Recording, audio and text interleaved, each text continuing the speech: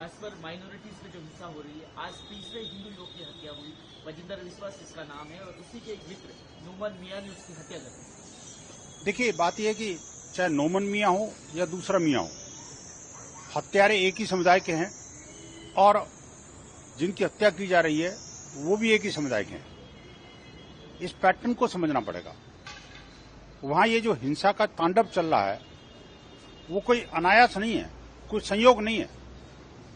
वास्तव में जिहादी प्रयोग है, हिंदुओं के एथनिक क्लिंसिंग का एक माध्यम है और इस पर वहां की सरकार द्वारा चुप्पी। मैं पूछना चाहता हूं, आखिरकार ये जो लोग मारे जा रहे हैं क्या बांग्लादेश के नहीं है? क्या बाहर के तो नहीं है? आखिरकार बांग्लादेश के सिटीजन है। ये वो लोग हैं जिन्होंने बांग्लादेश के लिए अपना सर्वस्व न्यौछावर कर दिया। इसके बावजूद उनको मारा काटा जा रहा है सिर्फ इसलिए क्योंकि वो एक विशेष धर्म से बिलोंग करते हैं, वो हिंदू हैं।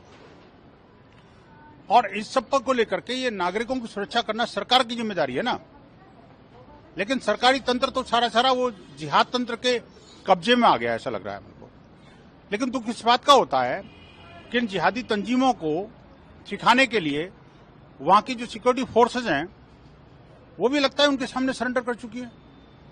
और तो और जो यूनाइटेड नेशंस हैं, OIC है, एमनेस्टी इंटरनेशनल है और जो यूनाइटेड नेशंस ह्यूमन राइट हैं, उनको लगता है कि ह्यूमन राइट्स के मामले में अब स्पष्टीकरण देने का समय आ गया कि हिंदुओं के ह्यूमन राइट उनके लिए कोई ह्यूमन राइट नहीं होते। मुझे लगता है अब समय आ गया कि UN जो है ना, एक रेजोल्यूशन पारित कर दे कि we can not speak against violation of Hindu human rights. ऐसा लगता है जैसे कि हिंदुओं को तो गाजर मूली की तरह काटने के लिए बनाया गया। बेहद शर्मनाक है। मानवता पर हमला नहीं है सिर्फ ये सभ्यता पर हमला है। और इसके बारे में वर्ल्ड कम्युनिटी को अगर आज नहीं जागे ना तो बहुत देर हो जाएगी।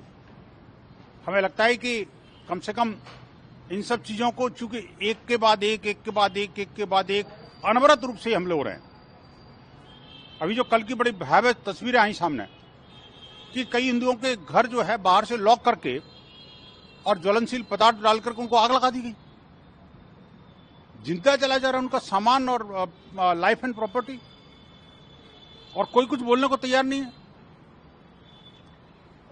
ये रुकना चाहिए और ये नहीं समझना चाहिए कि सिर्फ बांग्लादेश में, और ये जो इनकी जो स्टाइल है ना जी, इसी के कारण बांग्लादेश में जो कभी 37% थी हिंदू आबादी, आज वो 7% से भी नीचे आ गई है। जो शेष बचे लोग हैं नगण्य अवस्था में हैं, तो उनको बर्दाश्त नहीं हो रहे।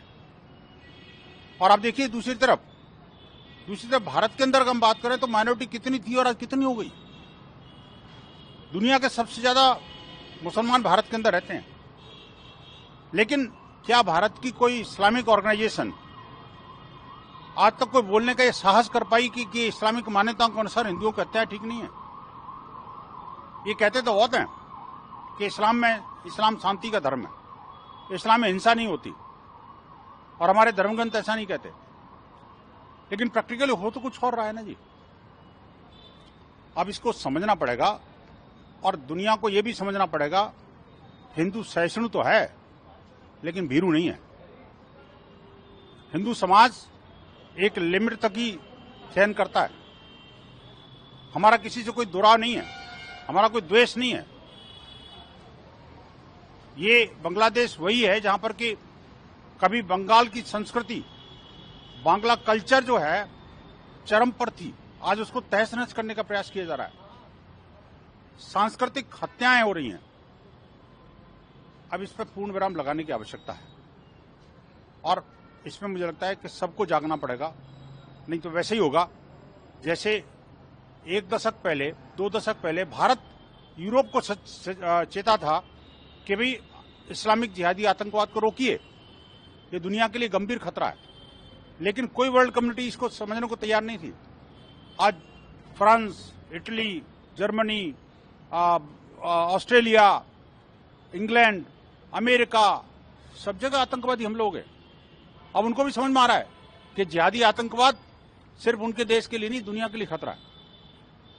ये जो मानसिकता बांग्लादेश के अंदर पनप रही है, वो भी उसी विभत्स स्थिति का वर्णन कर रही है। इनको समझना पड़ेगा, वहां एक दूसरा आतंकवाद था, यहां दूसरा आतंकवाद है।